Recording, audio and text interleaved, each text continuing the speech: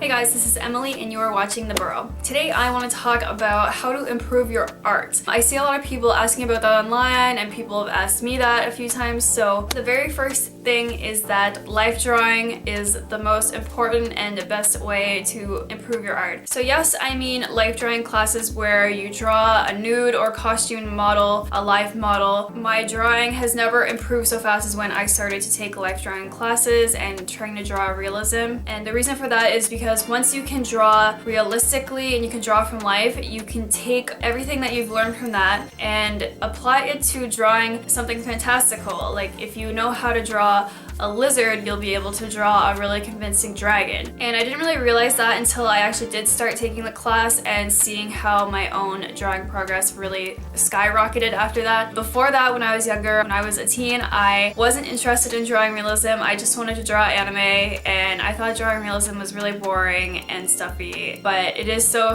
important for learning how to draw and just learning the real fundamentals of drawing. And I really can't stress that enough. I know it might seem boring at first, but you might learn to love it like I did. And life drawing can also include drawing other things other than the nude model, like drawing your chairs and desks and cars and trees outside and your house, and that's how I started doing it. And it's the same sort of thing, like once you learn how to draw a realistic tree, you can draw a really cool cartoony one because you understand how a tree is structured and how it should look. It will help you draw a really convincing cartoony tree and you can start drawing different styles and stuff like that.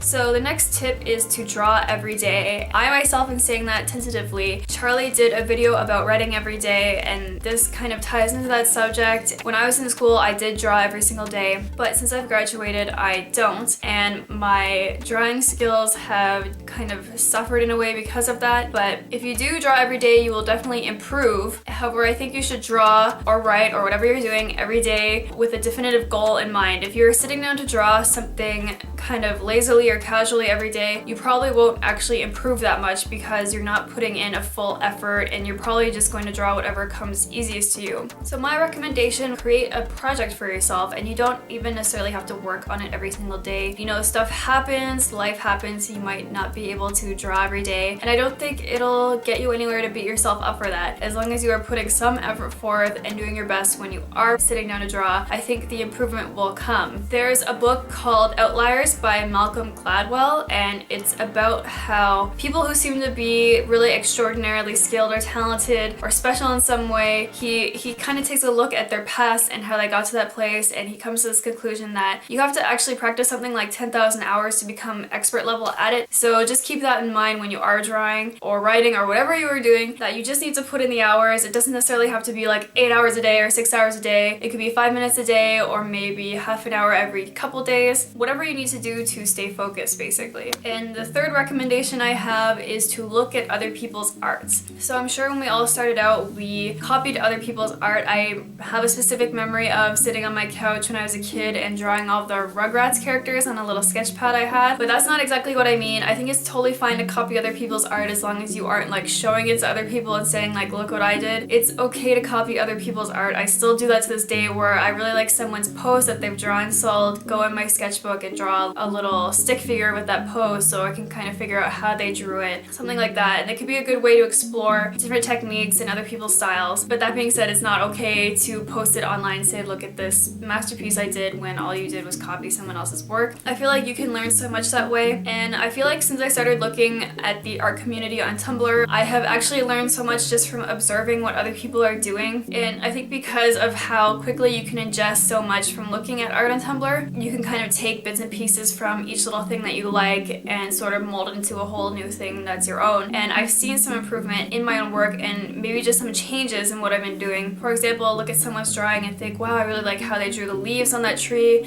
or I really like that style of shading that they used. And I think, like I was talking about before, if you can get past just comparing what you do to other people's work and being jealous of them or thinking that you aren't getting the attention you deserve, that it can be really helpful. And maybe you don't even have to go on Tumblr, you can just go to a local art museum. I know my local local museum is free to get into after a certain time, one day of the week, so if you don't have that much money, you could always look into that type of thing. And one more tip I have found helped me, but it's not really that necessary, is to just try different mediums. Not everyone is a great drafts person, not everyone is a great painter. Even to go into more detail than that, not everyone wants to use watercolors or oils or pastels or pencil crayons or pens. And I found that a lot of the times when I'm using different mediums, a different result will come out, and that may seem obvious, but I mean, my drawings literally feel and look different if I'm using ink or if I'm using pencil, or especially if I'm using my computer draw. I find that if I start out with a digital drawing, my drawings look totally different than when I start on paper, and I might be the only person who notices that, but you can at least try to draw different mediums. Again, like, not everyone can afford to buy really expensive art supplies, but try something new here and there if you find that your drawings aren't improving or you're just not getting the results you want. There's no harm in experimenting, and like I was saying in one of my previous videos, you can take the pressure off yourself and don't make anything that you're gonna put online or show to anyone even. Just try something new, and if you want to, you can just throw it in the garbage after. Those are all my tips. Of all of those, the number one most important tip is life drawing and just practicing that. I know no one wants to hear that, it takes practice, but that is the reality. So what are your guys' tips for improving your craft? Let me know in the comments down below. I hope you have enjoyed this video. Thank you guys for watching. I'll see you in the next one. That reason I pointed out to show you that,